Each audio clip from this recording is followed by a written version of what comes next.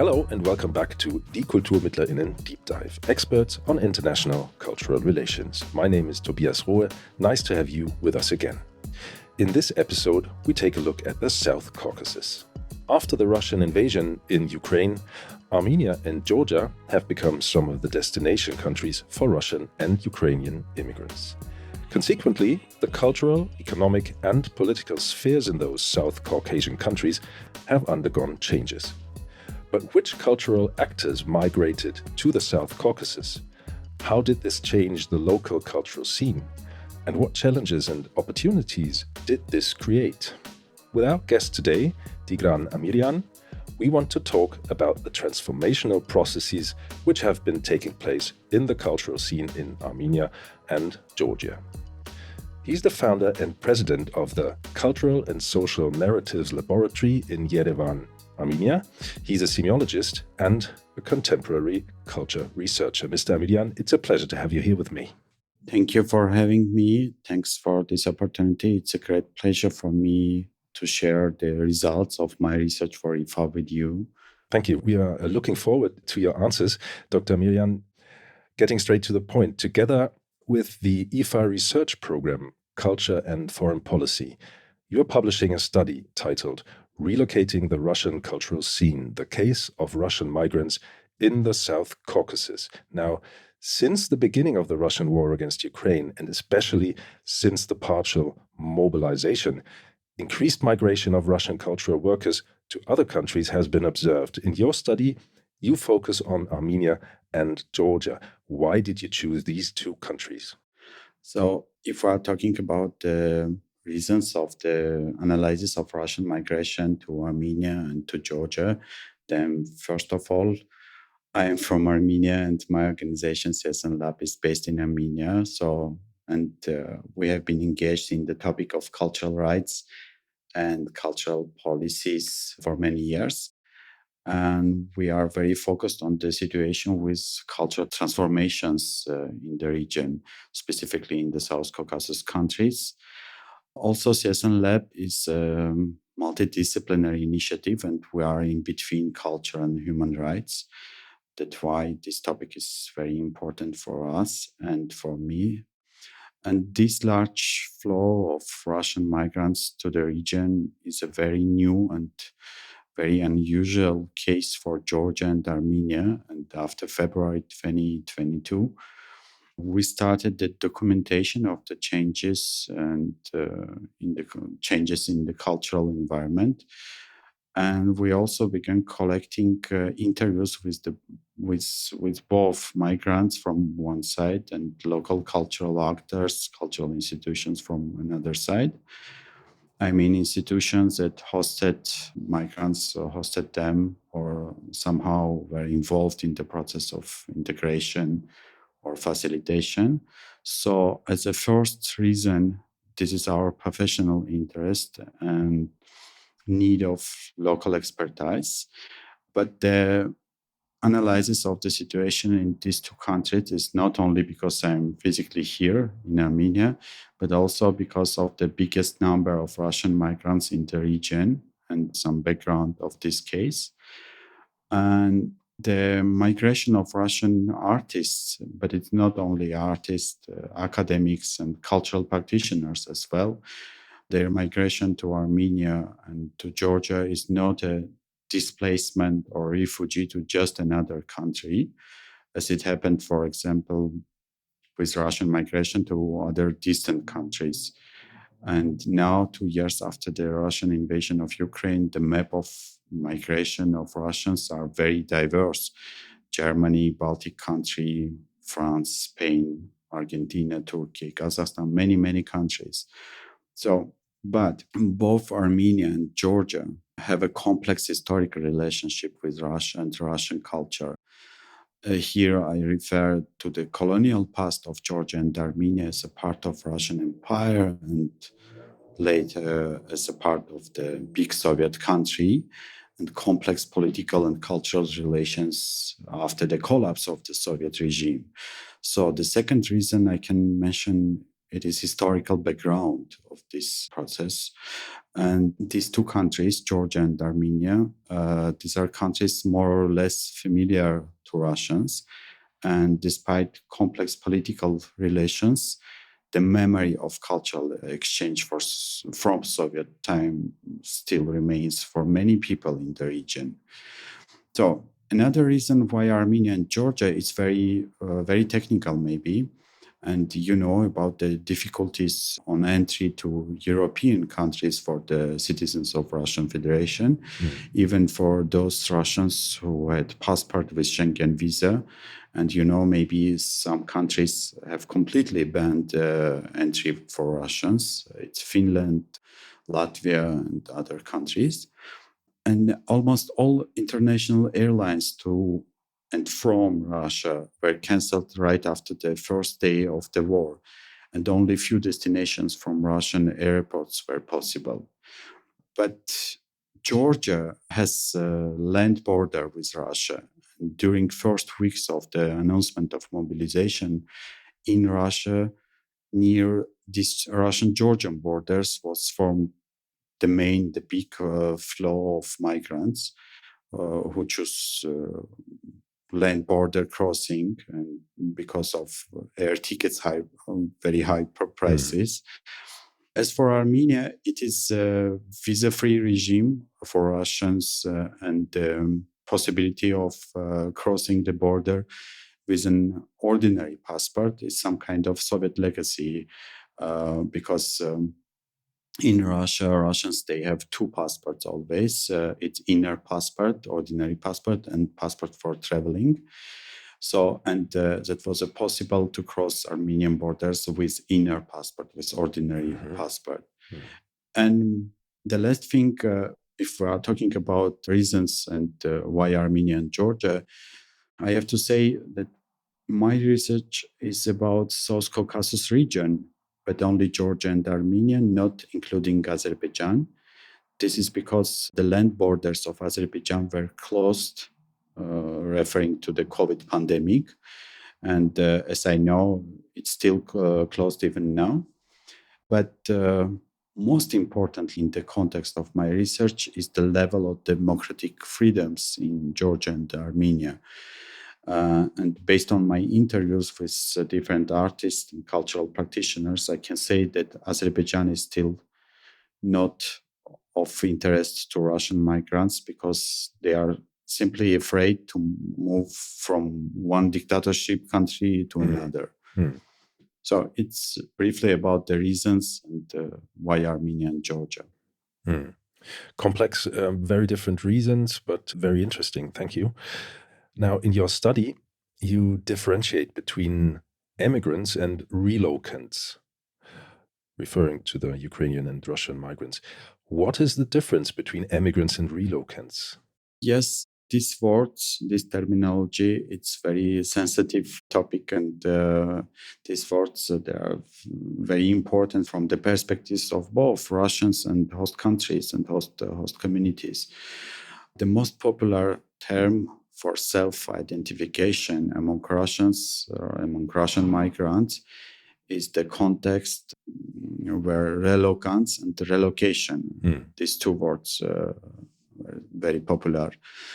And Russians justify this kind of avoidance of the term refugee or migrant by highlighting that during the war, Ukrainians are refugees in different countries, not Russians. But the words relocant or relocation are quite imperial. There are very colonial connotations which humiliate the host countries. If this is a relocation, then the host country is not perceived as another state, and their relocation is not considered as migration. In the minds of Russian migrants, very often, this is just change of location within the space of the former empire. So it's the problem. And I have to say, for Armenia and for Georgia, it is a really big number of migrants, about 100,000 or 200,000 people. Unfortunately, we don't have some exact data. And Russia is perceived as a dominion of the former empire, and in the case of Georgia, as an occupant country. And for the society of these two countries, it's important to recognize that these migrants are not representatives of Russian power or official politics of Russia. I see. One other thing, Mr. Amiryan, Armenia and Georgia, they are dealing with the wave of immigration from Russia very differently. Can you elaborate on that? Yes, in this context, the difference between these countries in the political situation, first of all. After the Russian-Georgian War in 2008, when Russia occupied 20% of Georgian territories, the perception of Russia is strictly negative in Georgia. For Georgia, Russia is a big, dangerous neighbor. It's the image of enemy, to be honest. Georgia also shares EU candidate status with Ukraine. And from the very beginning of the war in Ukraine, Georgia supports Ukraine. And you can see this support in both among society and at the political level also. So Armenia strives to integrate into this Eastern European bloc, especially after the Velvet Revolution of 2018. And Armenia is the part of Eastern Partnership countries. But due to the conflict with Azerbaijan, Armenia is constantly depending on Russia, since Russia is the moderator and manipulator of the Armenian-Azerbaijani conflict. This is kind of political background of the situation. And this affects cultural migration during the war in Ukraine. Unlike Georgia, Armenia is more open to Russian cultural migration and the cultural actors. And here they speak Russian more openly in Armenia, and different activities of Russians, initiatives and cultural events are more visible. But I should also mention that this difference in visibility contrasts with the numbers. In fact, there are more Russian cultural initiatives, cultural spaces, and migrated institutions in Georgia than in Armenia, but they may not be as openly visible as in Armenia. Are there more Russian migrants in Georgia in total numbers than in Armenia? So we have some just regional number statistics. It's about 200,000 people who moved from Russia to the region. And it's very complicated. It's complicated to understand how many people in Armenia or in Georgia because they can freely move from one country to another. Yeah. Coming back to your study, Mr. Amiryan, you conclude in your study that migrated Russian cultural workers show a lack of interest in integrating in their new homeland and culture. We already were talking a bit about that. This can be observed in the fact you are writing, in the fact that Russian narratives, language, or work strategies are being transferred to the new everyday life in order to recreate the lost space, as you put it. What difficulties or opportunities maybe does this pose for Armenia and Georgia, and what recommendations do you propose? First of all, I can say all the difficulties come from the origin country of the migrants and their destination. So because hosting countries were not prepared for such a wave of migrants, neither Armenia nor Georgia has integration strategies or policies, which often leave people, Russians, uncertain about how to navigate life in a new place, new country. So the first recommendation is the policies, very strong policies about integration. Also, it's important we are facing with migration from Russia. It's a very specific thing. Russia, which is a rich country and many cultural institutions were well developed before the war. But people from this country, from Russia, they don't have an experience of the normal dialogue with other cultures because during this last decades, Georgia and Armenia in this Eastern Partnership countries network. So or these countries and civil society and cultural actors, we have a big experience of some kind of collaborations, connections, and dialogue programs, but not Russia. Mm-hmm. And Russians don't want to integrate because they feel their superiority in a new place. All new countries they consider as a place for appropriation. And all this formed a kind of isolated diasporic culture, Russian diasporic culture in Georgia and in Armenia. And in some cases, we can see the violation of cultural rights of local communities from the side of Russian migrants. So another recommendation can be some kind of development of cultural rights and promotion of cultural rights, advocacy of cultural rights of both migrants and local communities. Thank you very much for this. Coming to our last question, how can the changes that you observed in Georgia and Armenia, and you were just talking about, be translated into an overall global picture? Over the past 2 years, I've been traveling a lot to countries where there are a large number of Russian and Ukrainian migrants. And I must say that many of the problems come from the fact that Russian migrants are the migrants from a rich dictatorial country with an imperial vision of reality and imperial vision of other cultures.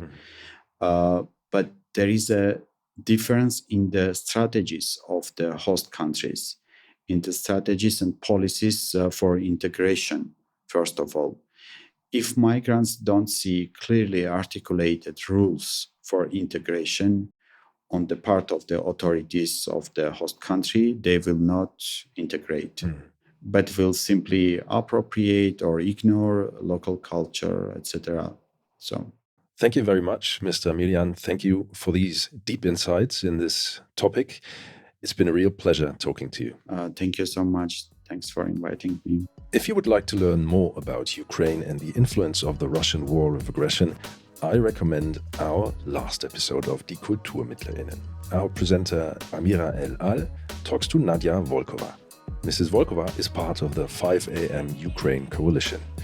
This coalition of various NGOs is documenting war crimes in Ukraine and received the IFA Award this year. With the IFA Award, the Institut für Auslandsbeziehungen recognizes the contribution of individuals and institutions to the promotion of transcultural relations through their social, societal, political, or artistic work. If you enjoyed listening to this episode, don't hesitate to share it with your friends, and to make sure that you don't miss out on future episodes, subscribe to Die KulturmittlerInnen right away. You can do that wherever you listen to the shows of your choice, whether it's on Amazon Music, Apple, or Spotify. For all other information on the Forum for International Cultural Relations, visit our website at culturalrelations.ifa.de. That's all from my side. I say thank you for listening. My name is Tobias Ruhe. See you next time.